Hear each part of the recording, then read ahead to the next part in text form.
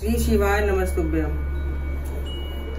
सोम प्रदोष की विधि बता रही हूँ मैं। उसमें ये सामग्री लगती है: दूध, दही, घी, शहद और चीनी, रोली और चंदन।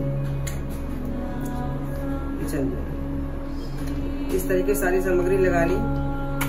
बेलपत्र, समीपत्र, ये आंकड़े के फूल, ये सारी सामग्री होनी चाहिए। चावल, अक्षत, इस तरीके सारी सामग्री लगा ली। फिर पूजन स्टार्ट करते हैं। पहले दूध चढ़ाते हैं। श्री शिवाय नमस्तुभ्यम, श्री शिवाय नमस्तुभ्यम बोलकर इस तरीके से अभिषेक होगा। दही चढ़ाइए। श्री शिवाय नमस्तुभ्यम, श्री शिवाय नमस्तुभ्यम। अब घी से अभिषेक करिए, घी से। श्री शिवाय नमस्तुभ्यम, श्री शिवाय नमस्तुभ्यम।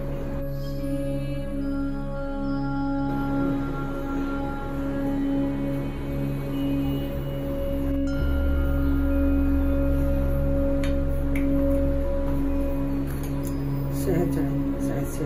श्री शिवाय नमस्तुभ्यम, श्री शिवाय नमस्तुभ्यम। चीनी चढ़ाइए। श्री शिवाय नमस्तुभ्यम, श्री शिवाय।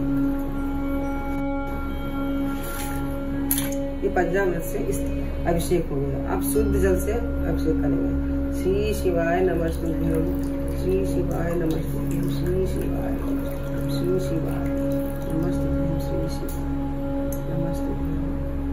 जय भोलेनाथ। नमः शिवाय, ओम नमः शिवाय, नमः शिवाय, ओम नमः शिवाय, नमः शिवाय, ओम नमः शिवाय। इस तरीके से जाप करते हुए भोले जी का अभिषेक करिए।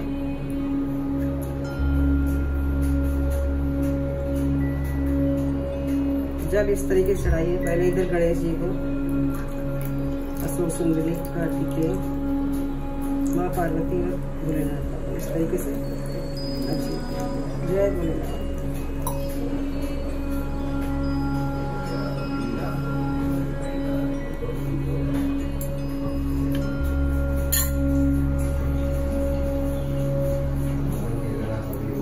चंदन लगाइए इस तरीके से।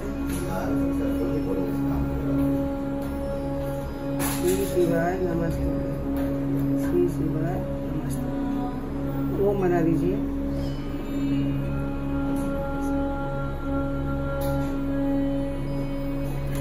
रोली लगाइए अशोक सुंदरी को और माता पार्वती को। भोलेनाथ को रोली नहीं लगाते। अच्छे चढ़ाइए। अक्षत एक भी टूटा नहीं हुआ दाना नहीं होना चाहिए। सारे अक्षत साबित होने चाहिए। अक्षत का मतलब टूटा दाना नहीं होना चाहिए। श्री शिवाय। जनेऊ है, जनेऊ जोड़ा, जनेऊ चढ़ाइए।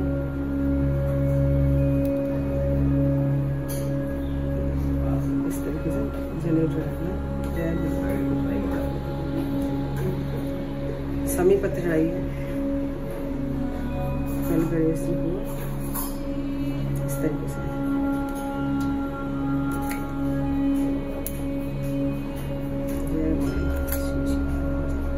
श्री शिवाय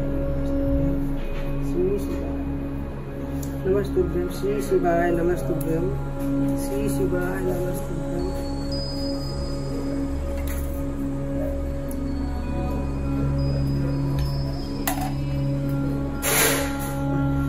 बेलपत्र चढ़ाइए। श्री शिवाय नमस्तुभ्यम, श्री शिवाय नमस्तुभ्यम,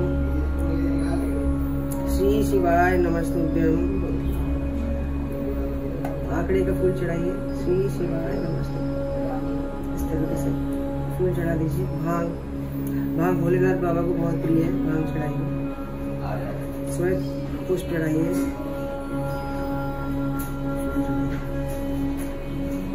इस तरीके से पूजन करिए। बाद में नंदी बाबा को भी तिलक कर दीजिए, टीका कर दीजिए। चूड़ी लगाइए, चावल चढ़ाइए।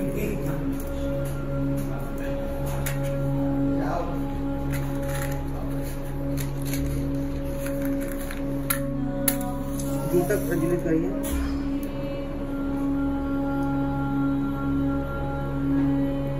श्री शिवाय नमस्तुभ्यम मंत्र बोलकर दीपक जलाइए, धूपबत्ती दिखाइए। जय भोलेनाथ। धूप दर्शयाम, दीपम दर्शयाम। जय भोलेनाथ। इसे पूजन करके बाद में आप प्रदोष सोमवार की मैं कर रही हूँ। ये बुक है, इसमें से मैं आपको कथा पढ़ के सुना रही हूँ।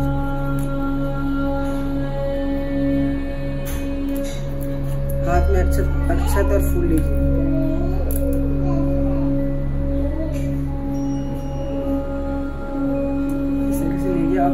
आप किताब पढ़ेंगे। भोलेनाथ बाबा की जय बोल करके, जय भोलेनाथ बाबा की जय। सोम प्रदोष व्रत कथा।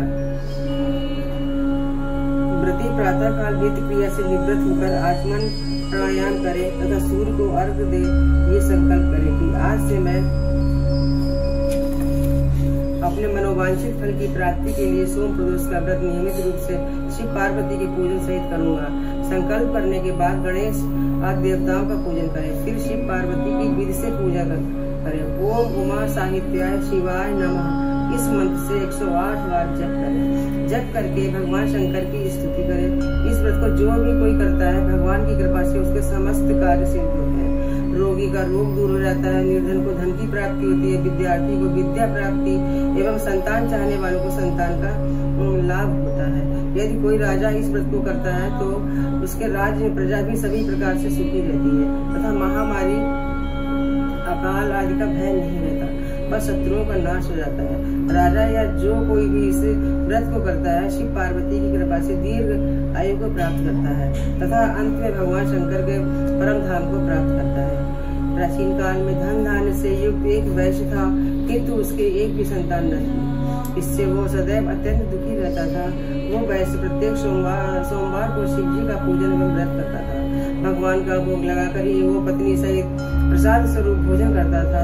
उसकी भक्ति को देखकर पार्वती जी ने शंकर जी से कहा कि हे वैश्य, अत्यंत भक्तिपूर्वक आपकी पूजा करता है, अतः आप इसके दुख को दूर करें, इससे संतान की प्राप्त होने का वरदान दें।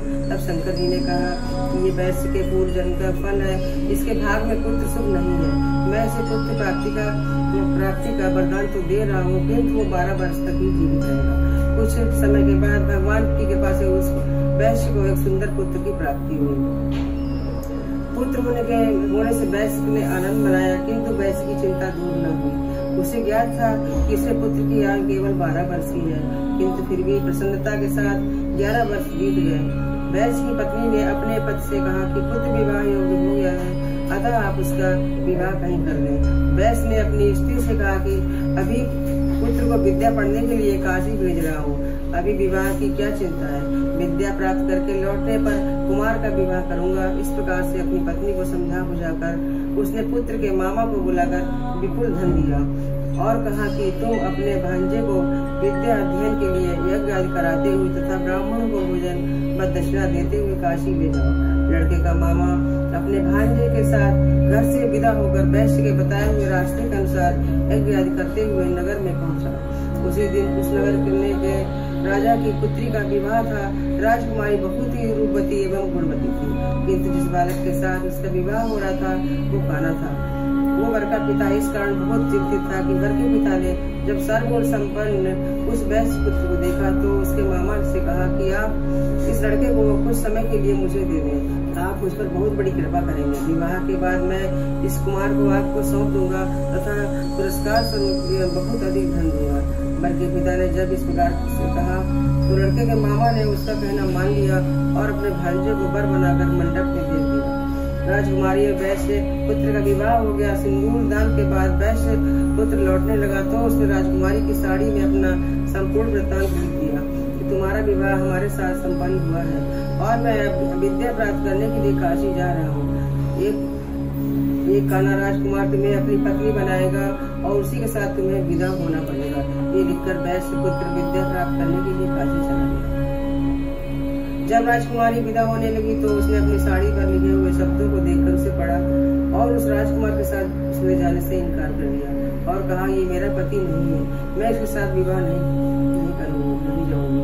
मेरा पति वैश्य कुमार जो विद्या प्राप्त करने के लिए काशी गया हुआ है, कन्या के माता पिता वर पक्ष द्वारा किए हुए फल से अत्यंत दुखी थे और राजकुमारी को विदा नहीं किया।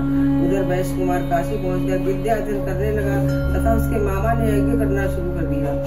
जिस दिन वो 12 वर्ष पूरे हो गए, लड़के ने कहा कि आज कुछ शारीरिक कष्ट है, अतः अब मैं आराम करूंगा। ऐसा कहकर लड़का अपने बिस्तर पर जाकर लेट गया और मर गया। थोड़ी देर बाद मामा ने आकर देखा तो भांजे को मरा हुआ पाया, जिसके कारण वो बहुत दुखित हुआ।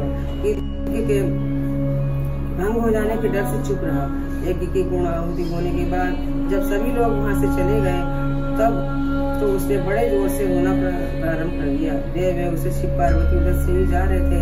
पार्वती ने शिव जी से कहा कि कोई ऐसा करुण क्रंदन कर रहा है, वो वहाँ चलकर देखना चाहिए।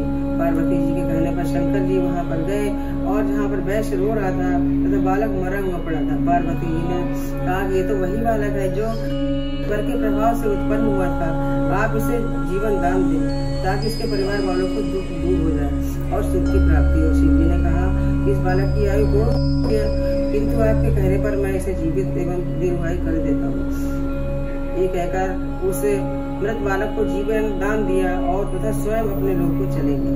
कुछ दिन के बाद बालक समस्त विद्याओं से निपुण होकर अपने मामा के सहित अपने नगर को चल दिया। मार्ग में उसने उसी नगर में फिर वहीं रुका जहाँ पर उसका विवाह हुआ था। वहाँ पर उसने यज्ञ किया तथा ब्राह्मणों को भोजन कराकर दक्षिणा दी। राजा को यही समाचार मिलने में देर न लगी कि काशी में विद्या का प्राप्त करके ये एक वैश्य पुत्र लौटा है और वो यज्ञ आदि कर रहा है। ये सुनकर राजा स्वयं वहाँ पर गया और अपने दामाद को देखकर बहुत ही प्रसन्न हुआ।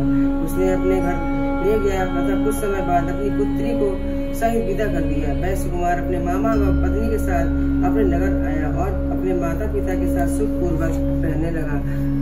उसके माता पिता ने नियम पूर्वक सोम प्रदोष का व्रत करके अपने अल्पायु पुत्र को दीर्घायु बना दिया। जो भी प्रदोष व्रत को करता है, ये पवित्र व्रत कथा को सुनता है, उसके समस्त कष्ट नष्ट हो जाते हैं तथा समस्त मनोकामनाएं पूर्ण होती है।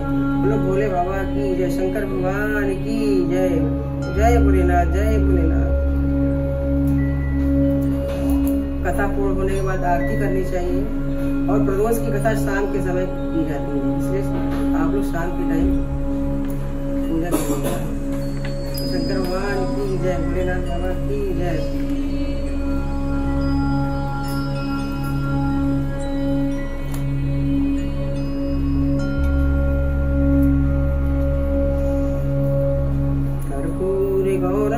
करुणावतारं संसार सारं भुजगेन्द्रहारं सदा वसन्तं हृदयारविन्दे भवं भवानी सहितं नमामि, भवं भवानी सहितं नमामि। इस तरह से आरती करके आपके पूजन पूर्ण हुआ और भोले बाबा की आपको कृपा अवश्य मिलेगी। जो भी सोमवार के व्रत को करता है उसकी मनोकामना पूर्ण होती है।